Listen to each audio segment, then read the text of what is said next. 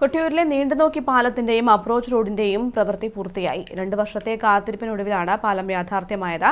ഇതോടെ പ്രദേശവാസികൾ നേരിട്ട കൊട്ടിയൂർ നീണ്ടുനോക്കി പാലത്തിന്റെയും അപ്രോച്ച് റോഡിന്റെയും പ്രവൃത്തി പൂർത്തിയായി. 2 വർഷത്തിനു ശേഷമാണ് പണി പൂർത്തിയായത്. ശനിയാഴ്ച മുതൽ റോഡും പാലവും ഉപയോഗിച്ചു തുടങ്ങി. 2022 ഡിസംബറിലാണ് പാലത്തിന്റെ പണികൾ ആരംഭിച്ചത്. 2023 കൊട്ടിയൂർ ഉത്സവകാലത്തിന് മുൻപ് തന്നെ പ്രവൃത്തി പൂർത്തിയാക്കുമെന്നായിരുന്നു പ്രഖ്യാപനം. എന്നാൽ ഈ വർഷത്തെ ഉത്സവകാലത്ത് പോലും റോഡും പാലവും പൂർണ്ണമായും ഉപയോഗിക്കാൻ സാധിച്ചിരുന്നില്ല. പാലത്തിന്റെ പണികൾ നേരത്തെ കഴിഞ്ഞെങ്കിലും അപ്രോച്ച് റോഡ് നിർമ്മിക്കാൻ വൈകിയതും റോഡിന്റെ വീതി കൂട്ടുന്നതിനും സമാന്തര പാതയിലെ റോഡിന്റെ പണികൾ പൂർത്തിയാക്കാൻ വൈകിയതുമാണ് പ്രതിസന്ധിക്ക് കാരണമായത്. എന്നാൽ മെക്കാഡം ടാറിംഗ് അടക്കമുള്ള പണികൾ പൂർത്തിയായതോടെ റോഡിലൂടെ വാഹനങ്ങൾ ഓടിത്തുടങ്ങി.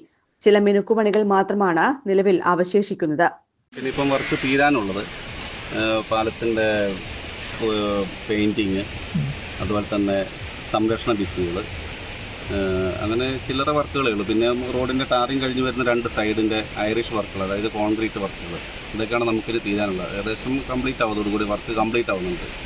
ഏകദേശം ജനുവരി 1 ഉദ്ഘാടനം പ്രതീക്ഷിച്ചാണ് മുമ്പോട്ട് പോയിക്കൊണ്ടിരിക്കുന്നത്. മറ്റ് പ്രതിസന്ധികളൊന്നും വന്നിട്ടില്ലെങ്കിൽ നമുക്ക് വർക്ക് നേരത്തെ തന്നെ തീർത്ത് വിട്ടുകൊടുക്കാനാവും. കൊട്ടിയൂർ ടൗണിൽ നിന്ന് സമാന്തര പാതയിലേക്കും പാലുകാച്ചി ഇക്കോ ടൂറിസം മേഖലയിലേക്കും പന്നിയാമ്പല, ഒറ്റപ്ലാവ്, അക്കരെ കൊട്ടിയൂർ ക്ഷേത്രം എന്നിവിടങ്ങളിലേക്കും പോകുന്നതിനുള്ള റോഡും പാലവും തുറന്നതോടെ പ്രദേശവാസികൾ 2 വർഷമായി നേരിട്ട യാത്രാ പ്രതിസന്ധിക്ക് പരിഹാരമായി. News bureau, Peravoor.